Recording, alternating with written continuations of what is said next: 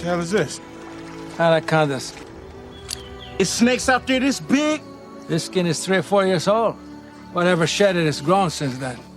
But something like this has made a meal of our dear captain. What? Snakes don't eat people. Oh, they don't? Anacondas are a perfect killing machine. They have heat sensors. A warm body like Mateo's. In the water. Wasn't hard to find. They strike, wrap around you, hold you tighter than your true love, and you get the privilege of hearing your bones break before the power of the embrace causes your veins to explode. Imagine something this big captured alive. That's worth a lot of money, Gary. Jeez. Hey everybody, welcome back to another exciting episode of Citizen Frame. Now we are talking Running Man soon. We're not delaying it like we did with everything. Final Destinations. With everything else. No, we are definitely getting to it. I'm looking forward to it. We thought it'd be a good time though because Anaconda 2025 came out, and I like to go to a movie once a week just to give the biz some money. And as a fanboy I am, like my routine. And there was really nothing else to go to. Yeah, it's January. So, yeah, we decided to go see Anaconda 2025. I'm a big fan of the original. So, as you all know, I love my creature features. And so what better way to start off before we do the Running Man reboot and the original? Let's talk Anaconda and technically the reboot within the reboot. And so what we're going to do is we're going to talk Anaconda, and then we're going to give you a small review on what we saw yesterday at Anaconda 2025. It won't be as in-depth as what we usually go through, but in all fairness, neither was their script. So I think they basically watched Tropic Thunder, took notes, and then basically And threw 'em ran out. with the Anaconda. All right, so we're going to jump into Anaconda here. Anaconda, directed by a guy I really enjoyed some of his stuff. He's kind of not retired. He left Hollywood and decided just to work in South America. He's Peruvian. Is it Peruvian? Peruvian. He's Peruvian? Is it Peruvian or Peruvian? Okay. He's from Peru. Yeah. From Peruvian. He's Luis Loso. Apologize if I'm butchering that. He did a film that was fucking awesome. And I want it badly on 4K. It takes place in South America in the jungle, so he's used to that kind of surroundings, and it is a wonderful, wonderful film. Tom Berenger. It's called Sniper. Anyone who's listening to this podcast will watch Sniper because we'll definitely get to it. It's so fucking good. It is one of the I haven't best. seen it, but I quite like Tom Berenger. It's Tom Berenger and Billy Zane. That's it. Right? There's nobody else in it. It's about a sniper and his Target. his target. No, he's good. His sidekick, whatever they call the sniper, Right, sidekick, yeah. and how they're in the jungle and they have to take one shot. But it's so intense and so good. And he also did a film called The Specialist. Didn't do as well, but it was a big budget film. And I think that was kind of the film that pushed him away from Hollywood, which was called The Specialist with James Woods, Sylvester Stallone, and Sharon Stone. Good cast. I remember The Specialist. Yeah, he did that one. And then he left. He does a lot of, like I said, a lot of South American films and stuff. Good on him. It's too bad he never came back because in my eyes, he's 3 for 3. But we'll kind of jump into what went wrong with Anaconda. And the funny thing is, you know what? I don't think there's anything wrong with Anaconda. The movie cost about $45 million to make, and which seems like a lot when you see the film. But I guess the animatronic snake and the CGI they did have to use, again, this is CGI in not edits. It's still... It's a bit of both. It's still fairly young CGI. And it costs like $100,000 per 5 seconds for the snake. Or something That's like mental. that. That's nuts. But 45 estimate, but it made 65 in the US, plus altogether worldwide, 138 million. So it's not... Yeah, it was a commercial success. Yeah, it was a commercial hit, but to this day... The funny thing is, I think movies need to be re-reviewed, and that's why I kind of like doing this podcast. I've changed my thoughts on films both ways. I used to like it growing up as a kid. Now I hate it, and now or vice versa. And I'll tell you what, this got a 4.9 on IMDb. That's not fair. I think that at different points in our lives we will view films and different works of art with different eyes, and we will take away something different from them. With different ages and at different points in our lives. So I mean, certainly with Anaconda, I would give it a 6 at least. Yeah, I'd be a little higher, but I like creature features a lot. And the only difference is, besides Jon Voight, I think most of the actors were playing this dead straight, and that's the one little flaw with the film. But let's just jump into it. We got a decent little cast. Jon Voight, we'll call him Baby Bird, Baby Bird, Baby Bird Paul. J-Lo as Terry, Owen Wilson as Gary, Eric Stoltz, Dr. Kale, Ice Cube as Danny Trejo as, well, he's just fucked. Yeah, he just blows his brains out at the start. That's what I would have done. Jonathan Hyde, who I like, as Warren, and Carrie Werr as Denise. She's beautiful. I love Carrie Werr. Yeah. I like the opening scene. We all know what the snake looks like. We see it in the trailers, but they never show you the snake right away.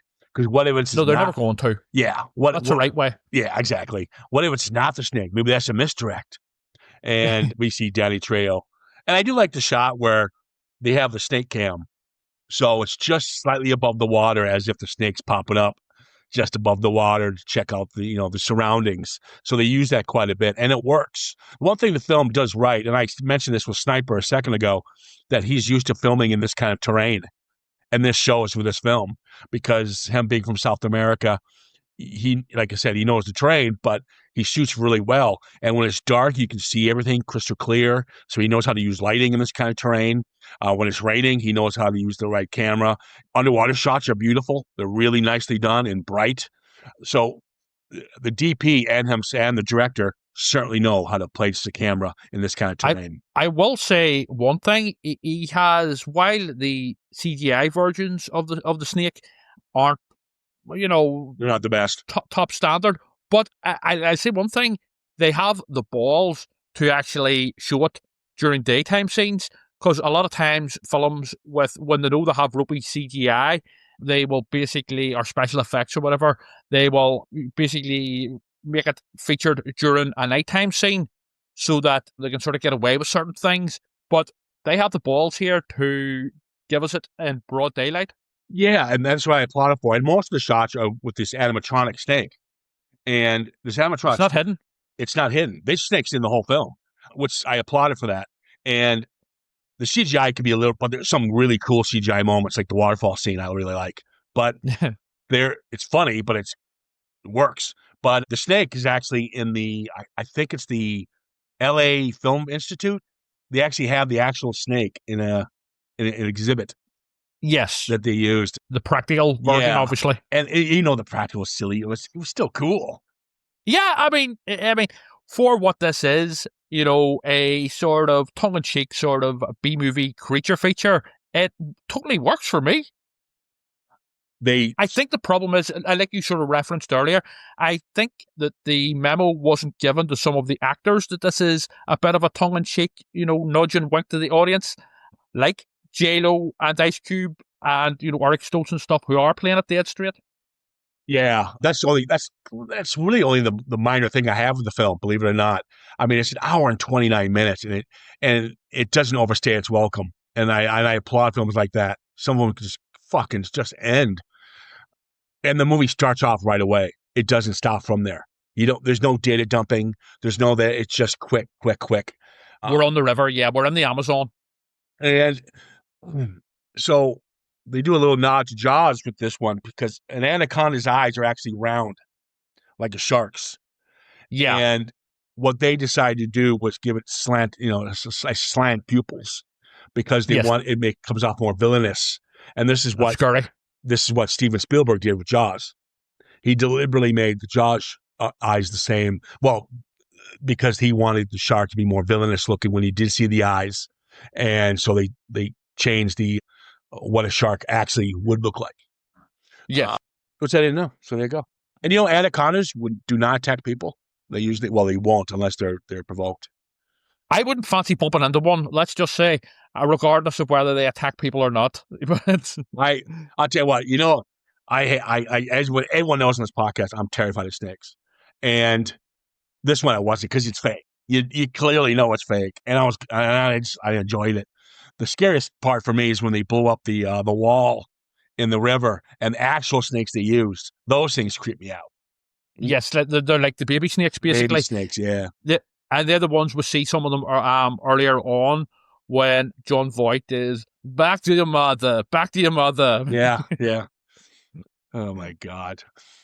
But yeah, the Danny Trejo thing I thought was fun because he's just a poacher, and this is the time when Danny Trejo really wasn't Danny Trejo yet, and there's a shot where the scene was pretty much to show you how powerful this creature is, and he's in the little cabin in the boat trying to hide from it, and the thing's bopping up the boards, and there's a nice slow motion shot with all the nails coming out of the board.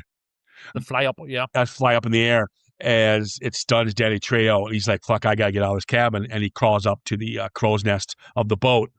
And then we know the snake's just wrapping itself around the crow's nest as it's coming to him. And he takes his own life, which I would have done too. There's no way I'm not getting fucking swallowed. Well, it sells that there is a serious threat here where you would rather blow your own brains out than be basically eaten and then regurgitated, as we see later on. And this is why I reflect a bit. This is why we're talking about Anaconda's 2025 talk. And I don't want to jump ahead about 2025. But this is the one thing this film does right. It shows you peril. It has casualties. Well, the other one, you don't get that. I know. And that's the flaw of Anaconda 2025. And we will certainly dive into that in a moment. Now, I feel sorry for Eric Stoltz. He gets fired from fucking Back to the Future. And then in this one, he's in the opening scenes. And then he gets bitten by a wasp in the throat. And then he's off camera now the rest of the movie. but I think there was something maybe going on there. I don't know all the details, but it appears that maybe he was only, and I could be completely wrong here, but I sort of got the sense that maybe he was only available for certain days during the shoot. So they had to come up with something. They didn't want to lose him, so they had to come up with something where he would basically be off screen for a lot of the time. I don't know, but I did get that sense. Yeah, because he's kind of a get. Yeah, Totally. At this time, he was more of a character actor. He was a lead actor in the 80s, but then he kind of went more, really fun cameos like Pulp Fiction would be a perfect example. Yeah, indie films. Yeah, indie stuff. Nothing wrong with that at all. I like Eric Stoltz. He was in one, I remember, which was very much Tarantino-esque, but it wasn't Tarantino, although I think he made it produced. I know what you're talking about. Killing Zoe. That's a great film. It wasn't Tarantino. It was Lawrence Bender, who's his producer, who's Tarantino's producer. I think Tarantino might have been executive producer or something. Give permission to use his name type thing. It's a French film. No, it's Lawrence Bender. Lawrence Bender is the right-hand man. Judy Delpy. Lawrence Bender is the right-hand man of Tarantino. He produces all of his stuff. In the early days, yeah. Yeah, so they said from the producer of Pulp Fiction, which is Lawrence Bender. But yeah, it's a really good film. You guys should check it out. It's about a bank robbery. Yeah, bank robbery gone wrong. Yeah. But yeah, so Dr. Kale Stoltz here, he's looking for the Shimishama tribe, the people of the mist. And so then he hires J-Lo to be the director. Warren is the narrator, the English accent, of course. And Danny is the DP, because I always believe Ice Cube as a director of photography. And then Denise, the production manager, and Gary, the sound guy. It's so funny seeing the young guy, Owen Wilson, I think sticks out as, for me, I think he's the weak point of this film. Yeah, but he gets the best death. And we'll talk about it. Yeah, he does get a good death. Well, Voight gets a good one. That's another thing. Good deaths. Yeah. They're good deaths. Yeah, memorable deaths. And this was PG-13. Was it? Yeah, this was PG-13. Wasn't R. They had some sound dubs they had to change from Ice Cube from swearing too much.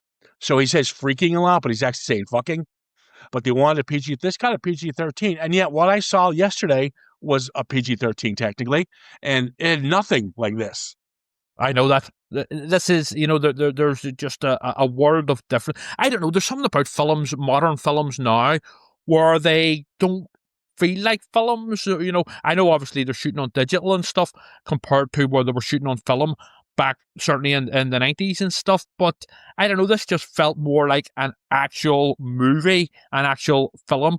compared to the new one, which just felt like almost like an episode of a TV show or something. That's that's pretty much you're right. It's the digital technology, the digital Yes. the digital 4K and all so crispy clear. It's too crisp It's and too clear. crisp and clear. It's almost like you're watching a Hollyoaks episode or EastEnders or Dallas or Notchland, a TV show. Yeah. Which is how they shoot those. Yeah, but anyway, so get some bad one-liners. Gary, is it me or does the jungle make you horny? You know, really. Cringe, Yeah, the dialogue But- here isn't the best. But I'm And- running with. No, I'm running with. Oh yeah, you cannot. And then this movie resurrected Jon Voight. Jon Voight's career was over. He was gone for quite a few years. He burned some bridges in Hollywood, and then he got this role, and then it just snowballed. He ended up being the bad guy and everything. And good on him. And this is the same time where I believe Angela Jolie, his daughter, got the Oscar. She was starting to rise as a star. She just got the Oscar for Girl Interrupted, I believe. Yes. Yeah. And she was getting old. She was in things like Hackers and stuff. Yeah, she's small roles. The Anaconda has a voice. Do you know who does the voice of the Anaconda? No. It's Frank Welker. He is. Oh, yes. Sorry. Yes, I did. I'd heard that. Yes. He does the voice of that. Scooby. He did the voice of Scooby-Doo and Megatron. That's right. Yes. Yes, I did know that. Yeah. I think it's funny the Anaconda speaks. Well, it doesn't speak. It just goes, "Rah," or whatever it does. Yeah, it's not really talking, like, it's not sentient. Well, maybe it is, but it's not having a chat with them, but it does sort of make noises type thing. Snake noises. You know what I do? You know what works for the film? It's when they pick up Paul, who's stranded, right? And the minute they pick him up, they all know he's up to something. Everybody does. They all do. But that's what I like about it. They're not dumb. Yeah. They're not clueless, so they are keeping watch on him, especially Dr. Kale, who calls him out about the Shishimi tribe and they worship snakes, and we should go this direction. And he says, no, we should go this direction because of this. You're wrong. He knows something's not right here. And as an audience member, maybe, you sort of know fine rightly, but you also know that both these characters are going to get it in really gruesome ways later on, and you're looking forward to it. It's what you expect, and they do give us it. as you would do in normal circumstances, when it's dark as fuck out and you're in the middle of Amazon where all the deadliest creatures live, you take your girlfriend and you go have sex with her. Yeah, And what the fuck? When you have a perfectly good, basically, room in the boat where you can shag to your heart's content without the threat of being killed by all sorts of jungle wildlife. But the plot has to be forwarded, and we do need some, threat.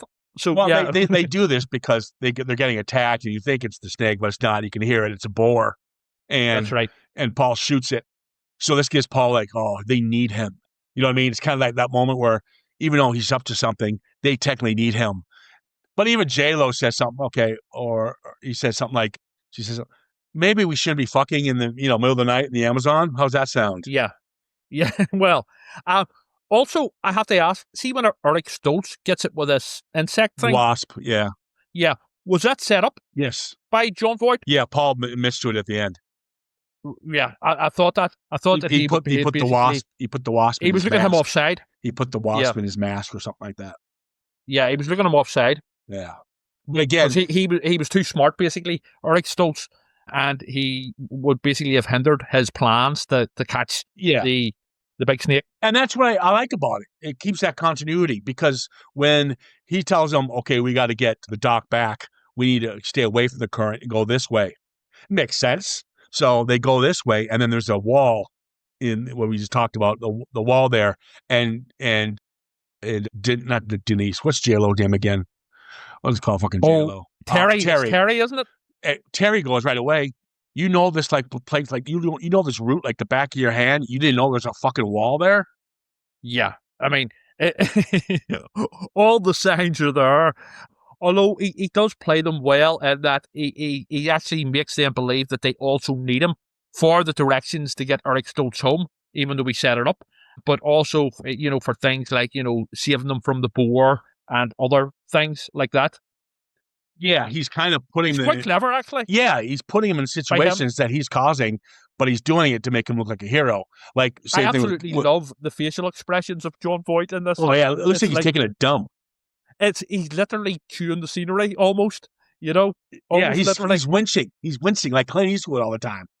Yeah, But and Clint he is Eastwood does it well. 100%. He knows the score here. You know, as an actor, he is going full on pantomime villain. He literally winks at the audience later on whenever he gets eaten. Yeah, it's a very simple story. I'm probably really overselling it, but I'll tell you what. It's I like I said, I get I'll hold true to this that people should review this because everyone loves this movie. I talk to people like, oh, we love Anaconda, but when it came out, it just got ripped on. Yeah. It's like The Thing. The Thing was critically panned. Now it's like an 8.2 on IMDb and the most beloved sci-fi films of all time. I think people need, and that's the only thing good about Anaconda 2025. People might revisit this now and go, you know what? And maybe we will get a sequel. That'd be kind of fun. I'd be up for it. A real sequel. Yeah, a proper sequel to this film, not this reimagined sort of meta new version that we got with Jack Black and Paul Rudd. Nah.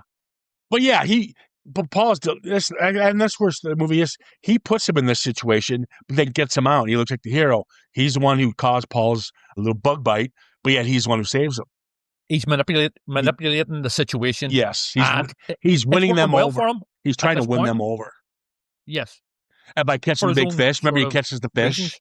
He catches the fish. Yes, with the spear. Yeah, that's how I do it. Because he's Rambo. Yeah, that's how I do it. And we go to the poachers, Danny Trejo's place in the beginning, and we see this picture of Mateo. And I love Mateo. He's the driver, right? And you got Mateo, and when Paul comes on the screen, Mateo looks. It's like dun dun dun dun. Yeah, they look at each other, and it's like, oh yeah, they're not linked. It's so obvious, the camera literally zooms in at his face, and he gives it, the sort of weird look. It's The Simpsons, the dog with the shifty eye. I know something, yeah. I do like his death because when the snake wraps around him, it moves his neck and then twists him to break his neck. Yes, no one caught that. Yeah. I just caught that for the first time watching. He actually breaks its neck. It's pretty creepy. Yeah. Yes. Ugh. Who the hell wants a snake for a pet? The fuck? I know people who keep snakes for pets, and I have been in their houses and I have allowed the snakes to wrap around my sort of neck and stuff, but obviously they're very tame and safe snakes, and I was just doing it basically for a bit of a laugh. But and to be honest, in the past I've done it when drunk, but yeah, I mean, generally with creepy crawlies and snakes and all that sort of thing, I wouldn't keep them as pets, let's just say. Yeah. Not my thing. Yeah, fuck them. Devil's creature. So Gary turns. Though he kind of makes a point. He goes, we're stuck here. We catch the snake. We'll make some money out of it. We're here. We might as well get something out of it. He kind of goes off the... It's a bit of a leap for his character. Yeah, he kind of turns... And I did have a sort of... it's not a big thing, but it did have a sort of a small issue with the fact that, he's sort of portrayed at first as just this horny sort of guy who's kind of harmless, but then all of a sudden he's a complete dick. You know? But he jumps in, he sacrifices himself to save Denise, so that kind of helps. He has a sort of character arc. Yeah, yes. I mean, we gotta find something. Self-sacrifice. There you go. But that whole sequence when they take over the boat, Paul and Gary, and you got, again, the well shot. You got the fog lights, you got the fog coming in, but everything's so clear. You can see everything crisp, and it's really nicely shot. And it's just the whole setup. Obviously, it's a staged boat and all that kind of stuff, but it's really well done. Even better by today's standards. They just CGI all this crap now. And exactly. These days, that would a large bulk of that would all be just green screen with actors, acting against nothing, basically. But here, it's all, apart from the ropey CGI snake in certain scenes, here it's all real. The creepiest scene in the entire film is Gary's death, and it's when he gets wrapped by the snake, and he gets pulled on there, and then he comes back up, and we have a close up of him wrapped around the snake, and he goes, and you can hear him still breathing, like as he's being pulled under again. It's a really creepy shot. And But then the there's creepiest also shot is about a minute after they're talking, and Denise is crying because her boyfriend's being eaten by a snake, as you do, and we see the snake underwater again, clear as fuck, and it's coming toward the camera, and we see its belly, but the belly is the outline of fucking Owen his Wilson. face. Of his face. I was just about to say that. Yeah, I would. Yeah, it's quite a good effect. I mean, it's not the best sort of realized effect. Oh, but come on. It doesn't the have to general be. concept works well. It's the idea of what a snake does. Which is Yes, what exactly. creepy. That's what I'm talking about. The idea of it that's planted in your head. I love the scene where Terry decides right after Gary's death, she's going to flirt with Paul. Oh, yeah, you can help She gets a us. lipstick on. Yeah, I was What is like, the setup? and I do like the fact Paul was onto her. Like, you know what? Fuck off. And he was about to be ambushed by Danny, and he catches on. He puts the gun to his face. Fuck off. But Warren ends up saving the day with the golf club. But That's right. come on. Do you really think Captain Paul was buying into this shit? No. He's supposed to be a lot smarter than basically all of them, or certainly craftier. So I doubt he would fall for that. But he doesn't really. You know, he knows something's up. The only one who had a decent little arc was Warren, the narrator. Because when you first meet him, he's got his Coach bags, he's got his good wine, he's yelling. And he's a dick. He's a dick. He's yelling at He's the a posh porter. arsehole. He's an asshole. But once he knocks Paul in the head with the golf club, he puts the bandana around his head. He's taking over the boat. He's got balls. He's courage. You know, he's got a lot of courage. He teaches Ice Cube how to drive the boat and stuff. He's in with them, and they're friends, basically. Yes. Yeah. So I do like that. The characters here are okay. Denise and Gary just there for extra body count. Oh my God, Denise deaths is the best. That is the stupidest death. She's gonna go stab Paul because she blames him for Gary's death, while the other two idiots are swimming in the fucking lake. And Denise goes up to him, and he's tied up. He can't go anywhere. His legs, He does a ninja move. Yeah. First of all, I can't see Jon Voight doing this, but so.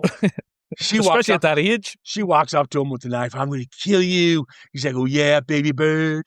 And he wraps it. He jumps up in the air with he's tied behind the pole or something.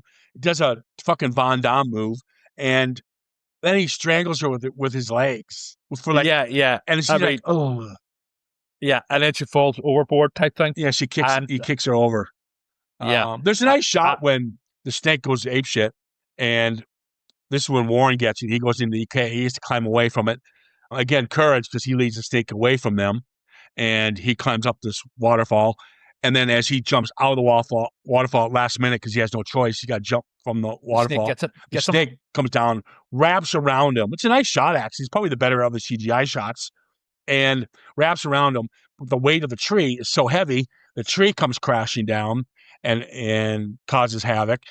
Then the snake's in there with him. Paul is dead at this point. We see Denise's body floating around as he tries to eat Denise and Ice Cube and Danny at the same time. It takes a really nice little chaos scene. Yeah. And then you got you got a lot of that cool stuff. And like I said, it's an hour and 29 minutes. The movie doesn't stop. If anyone likes at all a creature feature, there's no way this should be as hated as it's getting. It works totally for me for what it is. People need to be less snooty and accept things. You know, so there seems to be a lack of understanding as well about what they're trying to do here. Yes, J-Lo's maybe taking it a bit too serious and her acting's a bit ropey, but so what? It's a B-movie. It's about a giant snake attacking people and killing people. Take it for what it is, and you'll enjoy it better. I certainly have no major issues with it. I did enjoy it and like it. The big showdown. It wasn't a factory. I think it was an old fueling station for boats. Yes, basically that's what it was, where they were trying to get basically the fuel. Because don't forget, a couple of their barrels of fuel they lost as well. Yeah, and they have to, he pours monkey blood all over them, which is cool. And that's bait. Yeah. And then as the snake wraps around Danny and Terry, which is so funny. It's come on, and but again, you're going with it. You're just having good fun. Jon Voight's like giving that look. He's gonna get you, and then Jon Voight gets it. And he gets wrapped around as he's going up the steps. I like that shot, and Jon Voight's death is just creepy. Ugh, because it actually it shows you what a snake does, and then you see they cut it out. There's actually a shot of his eyeball coming out, but they had to remove it. To cut that out. Oh, that's not good. Yeah, I'd like to see that. Yeah, because you see, because when you there's a POV shot within the snake's mouth, looking down at, which is actually very good. It's actually quite creepy, looking at down at Jon Voight. It's about to swallow him, and then it cuts back to Jon Voight, and his eyeball's gone. And then later on, shortly after, whenever he is basically regurgitated and he's got all snake slime and all over him, he winks. He winks at baby bird. I mean, that's basically Voight, literally winking at the audience, saying, "Don't take it too seriously." Having a bit of a laugh here. And the chimney shot was really nice when she's trying to get. And she's going she has to jump off. She has to jump off, but she's trying to get, and Danny's got to take the pickaxe and stop it through the tail. That was clever. How to stop it for a bit. And then when it does, to give us a final skirt as well, it comes back. Yeah, and it does, but the whole explosion with the chimney, and then as you see the whole thing, and the explosions here are quite nice. The chimney scene and the dam scene, and so when the chimney blows. Then you see the snake on fire, too, coming out. It's pretty clever. And the snake falls to the water, but the snake's still alive. It goes underneath the water, but then it comes back like the third time. Now, there was two of them. Continuity or there was two. There's two snakes in this film. Yeah. Yeah, because they kill the one at the waterfall. Is that been confirmed? Yes, there is. Because they blow the head off the first one in the fall. The second one is the one that's all, it looks like it's healed and all. It's not. It's a different snake. Yeah. I think it's blacker, that second one, because it did sort of, I was like, whenever Ice Cube originally like stabs it in the head and all the rest, he might shoot it in the head as well, I think. But then she shoots it twice in the face, blows its eyes out and shit. Yes. But then this is a different snake. That's okay. Snake. Yeah. I need that confirmed. Yeah. Okay. Because that would be terrible. He's bad. Because I was thinking, right? I know this is like it's all tongue in cheek and all, but come on, bit of continuity. But yes, so I was thinking that it might have been a second snake. So yeah, that's fine. So after everyone's safe, and I know I would, and this is me, just for fun. Why not? I wish the director just said, "Fuck it, let's do this." So as they're sailing back to home, and Dr. Kale is back, and they're looking outside, and there's the Shirashama tribe that they've been looking for this whole time. He's like, "Oh my God, Paul was right." I think it would have been awesome if the Shimishama tribe attacked them and they were cannibals. And Cannibal Holocaust. I was thinking Cannibal Holocaust anyway for a lot of this, and then just like the end. Yeah, and then they not just cannibalize him; they sacrifice him to their snake god, the Anaconda, who they worship or something like that. That would be perfect. Yeah, but this brings us to Anaconda 2025, and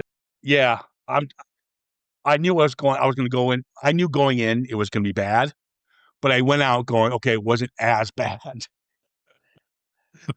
The thing is, I'm trying to be fair to it in terms of we are not the target audience for this. The problem. It's a family film. Yeah. We went to see this, and they all played animation films before the movie started. All Pixar. Yeah, like Mario and Toy Story 5 and stuff. The trailers. I turned to you and I said, oh boy. I knew this was, and then it came up 12A. I was like, oh shit. Was it even a 12A? It was 12A. No, it was 12A. PG maybe? It's 12A. Was it? Okay, yeah. So PG in the US. And so right there, So there goes, and maybe that's why Nick Cage didn't want to do it. Now, even the audience, no, apparently, I read up, apparently Nick Cage wanted it to be a Jon Voight character, which he would have been perfect for, essentially. Maybe he would have been the snake wrangler. Yeah. but they didn't want to do that, and they obviously wanted to go down this route of having a very family-friendly, safe, gentle comedy that pretends to be edgy but is actually very, very safe. And so I don't want to be too harsh, because and certainly I don't think you are the target audience, but it's not the type of film I would be into, let's just say. It should have really worked well, because it's the same. It's Tom Cormican, who I actually like. He's a screenwriter, but he also wrote the new Beverly Hills Cop, Axel F., which I enjoyed. But he also directed a film called The Unbearable Weight of Massive Talent, which is Nicolas Cage playing Nicolas Cage. And it's just like this. And so I thought, my only thing is, and I don't want to say he did, because I don't know if he did or not. Sounds like he might have had a sellout, because there's an edginess to The Unbearable Weight of Massive Talent. There's an edginess to it, and it's adult humor, but younger generation can get it too. The problem is, fucking Hollywood needs to understand people aren't stupid. All right, I know. And kids aren't stupid either. Kids aren't stupid either. Kids can go with, potty mouth once in a while, and they can edgy stuff, American Pie, stuff like that. People aren't going to be offended by that anymore. So I don't get why you couldn't give us a happy medium, because we're in the audience, and there was a lot of kids there, believe it or not, young teens, young boys, especially like 12-year-old boys and stuff. And I'll tell you what, in all fairness, the only one laughing in that cinema I heard was me. I laughed at some of the lines. Nobody else was really laughing. I wasn't. Oh, I know. You look scared, actually. I was more eye rolling. But here's the concept, guys. Now, you haven't seen Anaconda. Who gives a fuck? I'm really not spoiling anything. It is about a group of old friends who get together, who are not happy with their current life situations, and they decide to remake their favorite film from 1997, which is Anaconda. We got Paul Rudd, who plays Ronald, Jack Black, who plays Doug, Thaddeus Newton, who plays Claire, Steve Zahn plays Kenny. Good cast. Then you got two characters, Anya, and the scene stealer, who sounds like was supposed to be played by Nicolas Cage, is a character called Santiago. He plays the snake wrangler. He's the best in it. He's the best in it. Yes. It's got some great moments. I think the first half's better than the second half. Say great moments? Yeah. Well, no, I do like when you're introduced to Ronald, who's an out-of-work actor, and he's playing this doctor in this scene, and he's so bad at it. And he's trying to do these, like, the English accent. He goes, I don't know what accent that was, but try it again, please. And can you speak slower? And the next scene, he's speaking really too slow. The next scene, he's speaking too fast.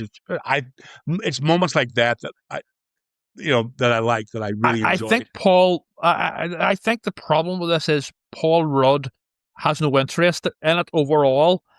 Like a lot of the actors, Sandy Newton as well, where they seem to have, maybe the original script was a bit more edgier, so that's why they signed on.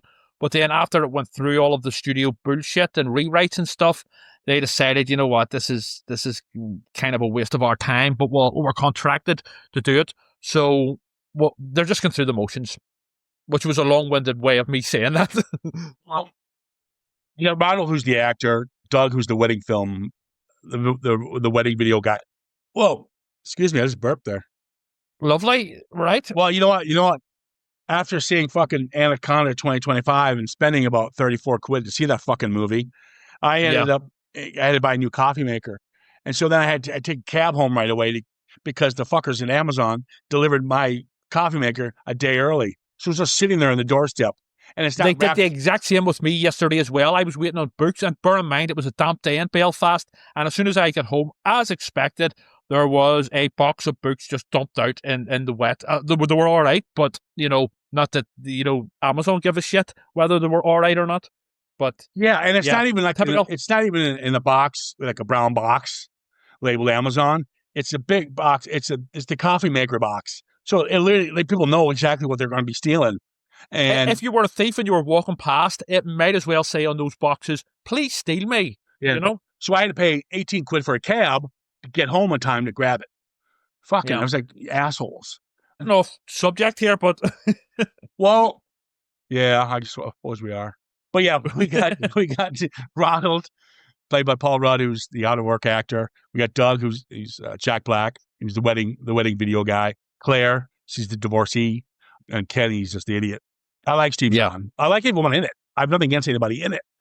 But this movie was casted not even a few months ago. So this movie was fucking rushed. And yet it's made its money. The only good thing about making a movie like this, and because it's successful, and here's what I don't like. I don't like the fact this is getting a 6.1 on IMDb and the original Anaconda is getting a 4.9. That makes no Totally fucking agree. sense. Yeah, I mean, I think it just says a lot about movie audiences these days and the expectations, and also reviewers. Like mainstream reviewers and stuff. It speaks volumes. And again, I don't want to be too harsh, but it really wasn't for me, and I just don't think it worked on pretty much all levels. Well, let's talk about a couple of scenes that work and some don't. I want to be fair to it. I'm not gonna. I do think the Squatch, their movie they made back when they were kids, was fucking hilarious. And that was a bit cringe for me. No. And I think there's a statement there because I think this film was heavily edited and was because you needed swearing in this. Come on. I never like films when you put people in peril and they're about to be eaten by a snake and they're going, golly gee. Fuck that. I'm going fucking ape shit.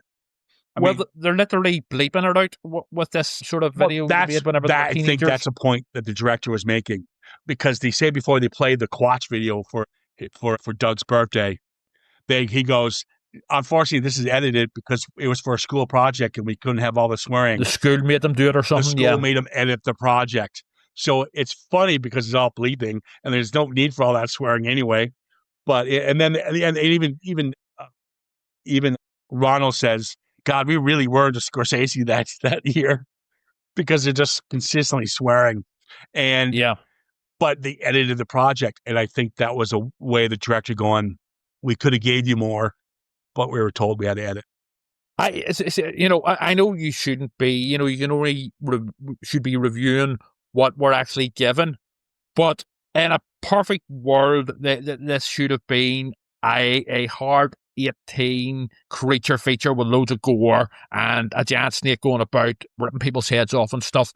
That would have been a better homage to the 1997 one. Instead, we've got this stupid family film.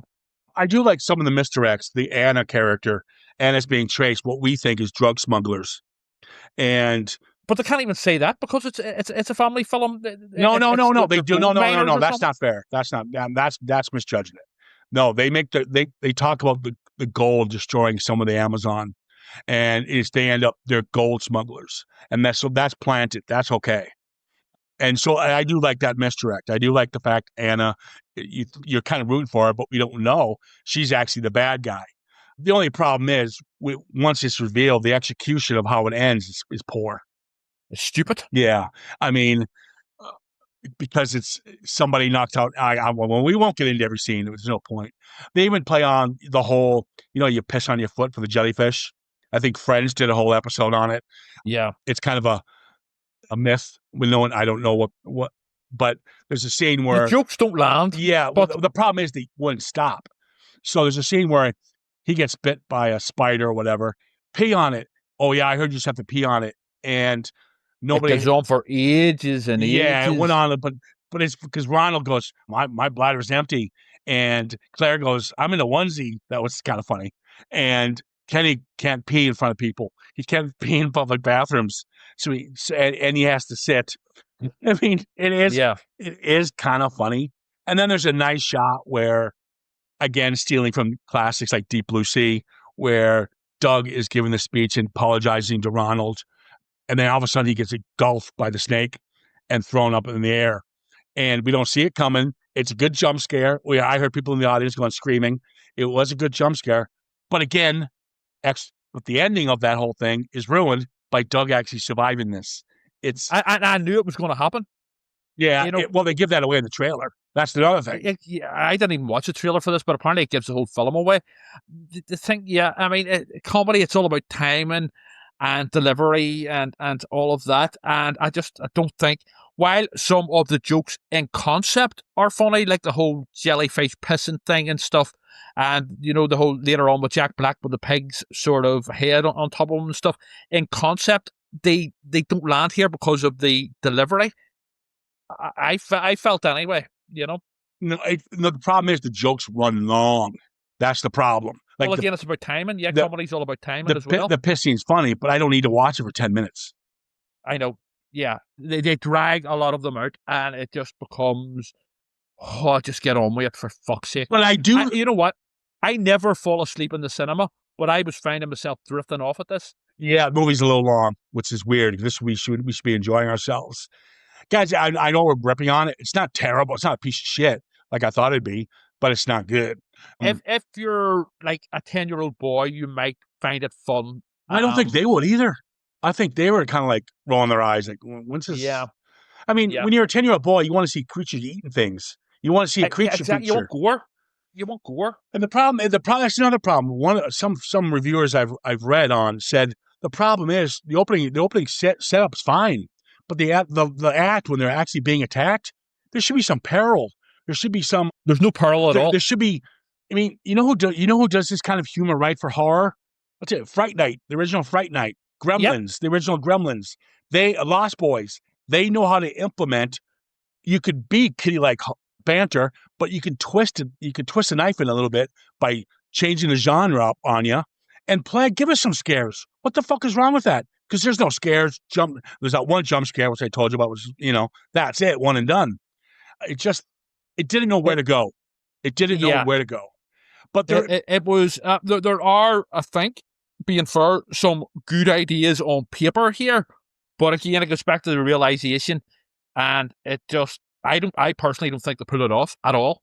I think going back to their school project that was edited by the school because of the swearing, I think he does it again here. I think the director felt a little restricted by Sony, and there's a shot where they're in their little boat and they're doing a couple scenes from Anaconda, and this big, huge, fucking fancy ass yacht boat comes by, and it's an actual film crew. And they're like, what are you doing here? Oh, we're remaking Anaconda. Oh, what? And this is when they find out Ronald was lying. He doesn't have the rights. That he doesn't have the rights. But by the way, I saw that coming a mile away. Yeah. But the assistant director says, he goes, really? You're remaking Anaconda? And she goes, yeah, there's no more originality in Hollywood anymore. I think think that is also a jab at the studio because there's something going on here where his work went from an R to a PG-13 to a fucking PG. Yeah. There's no way this was written not a little more R-rated. There's no way. I don't know what was going on, but it would not surprise me in the slightest if the studio said, if there was a more edgier, sort of gorier original script of this, and the studio said, no, we want loads of changes to make it family friendly. That wouldn't surprise me at all. I don't know if that's true or not, but that's certainly what we got here, a family-friendly piece of nonsense that, yeah. Well, let's talk about the ending then. Yeah, I will say this. Ben Stiller would have made this better. He did Tropic Thunder. Yes. Well, and he did Cable Guy. Tropic Thunder. And he did Cable Guy. Both films are edgy, but they're not over the top to where everyone could be offended. It's about knowing what you're doing in terms of comedy, and Stiller knows what he's doing. It's timing and casting. Yeah. There's a lot of elements. Yeah. Something was wrong here. But let's talk about the ending, the big finale. And I got a big question here. So Ice Cube is back. He plays Ice Cube, and he's on the set of the remake of Anaconda, or the sequel to Anaconda. Yes. And he's the only survivor on the set's all destroyed, obviously been attacked by this big snake. And he comes and makes a cameo. Some funny moments when they want to take a selfie with him. I thought that was kind of funny. Again, very far and few between, but it works. And Ice Cube says, well, I'm playing Danny, my character in the first Anaconda, but I got to go. Why? I got to find Eric Stoltz and Jennifer Lopez. Actors stick together. And Ronald goes, yeah, actors code. Actors code. Yeah. And then he leaves to go save them. Here's what I don't get. At the end of the film, Doug gets a knock on the door, and there's Jennifer Lopez. Good on both of them for showing up, making a cameo. But J-Lo goes, hey, Doug, I saw your work on the Anaconda remake, the one that you weren't supposed to make because you didn't have copyright. She goes, yeah, well, we're going to remake Anaconda. No, we're going to do a sequel to Anaconda. We want you to direct. And he faints, right? He got his big break.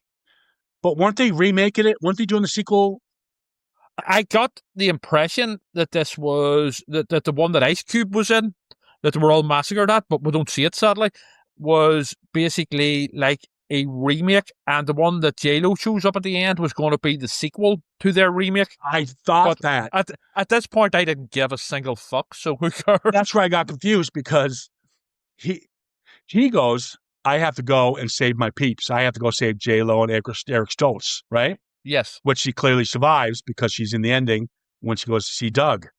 But she says we're going to do a sequel to Anaconda. Well, weren't you doing the sequel because you were on the set? Because Ice Cube went to look for you. I think she meant the sequel to the remake. I don't care, you know. Okay, so doing the sequel. Okay, I thought she said don't lose any sleep over this. I know, but that's a really bad. You know what I mean? It should have been made more clear. Yes. Okay. I don't know. Yeah.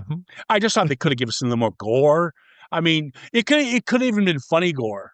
You know, give us Yeah, Jesus. B-movie. If they had done it in the same tone as the 1997 original, with actual sort of, you know, tongue-in-cheek sort of gore and silliness, but here we're getting family-friendly, kid-friendly silliness, which just wants me to just bang my head off a wall. Yeah. So there you go. We're not going to talk much more about it. There's no point. It's not offensive, and that's the problem. I didn't hate it. It's just bland. Yeah. You know what I mean? It's not shit, but it's not good. It sort of is shit, to be fair. Yeah. Yeah. I'm surprised you don't like it then. No, but there's a certain type. This is just bland shit. Where you know what? It is completely. That's what I would say. It is completely forgettable. It's just you'll forget about it. You'll forget about it about an hour later. Yeah. Well, there you go. So it's up to you if you want to see it. People are going to see it. It's doing well. But again, we were surrounded. Anyway, it's January. And that we were surrounded by families and kids' birthday parties, it looked like. So yes, that's who it's for. And that's why they're making their money. And so, you know, fair play. Hopefully this will get us, because it's doing so well, it will actually get us an actual sequel to Anaconda with the original cast, which I would love to see. I'd be up for that. I'd be up there. Yeah. And bring back the original director. He deserves it. Yeah. All right. So there you go. Massive pass for Anaconda. And for the reboot, sequel / whatever it was. For the original 97, yes, 100% a pass. For this remakey type thing, whatever it is, this new one, I just don't care, you know. All right. That's it, guys. We're done. That was a special treat for you guys. We didn't see that one coming. Anaconda double bill. You're welcome. Like a snake sneaking up on you without your knowledge. Well, not the Anaconda in the 97 one, because it talks. Oh, look, here comes the snake. Yeah. Like the shark in Jaws 4: The Revenge. It screams. Yeah.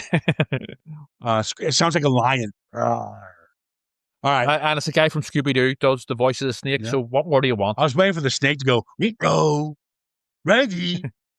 Scrappy-Doo to pop up. Oh, God. No, that would be in Anaconda 2025. Just Scrappy-Doo ruined fucking Scooby-Doo. Well, here's the thing about Scrappy-Doo. Because I was very small, whenever I watched the Scrappy-Doo episodes of Scooby-Doo that he's in, I always liked Scrappy-Doo, and I've always liked him since. So I have a soft spot for Scrappy-Doo, and I think he gets a rough ride, but I get why people hate him as well. I fucking hate him. Ruined Scooby-Doo. I get it, but at the same time, when I first discovered Scrappy-Doo as a young boy, I liked him. All right, next up, guys, Running Man. We want to Man? Plural? Running Men. Well, now those could be two separate podcasts because they're, there's a lot more depth. There's a lot to talk about. There's a lot of depth in those ones. Well, I love the original, Arnie. It's just the new issue of Phantasmagoria. The new issue of Phantasmagoria. The Dalek Special. The Dalek Special is out now at Amazon worldwide, and some local markets at Belfast Forbidden Planet, and some locations within the U.S. Yes. That's all we have. We're done. Take care of yourselves. We'll talk soon.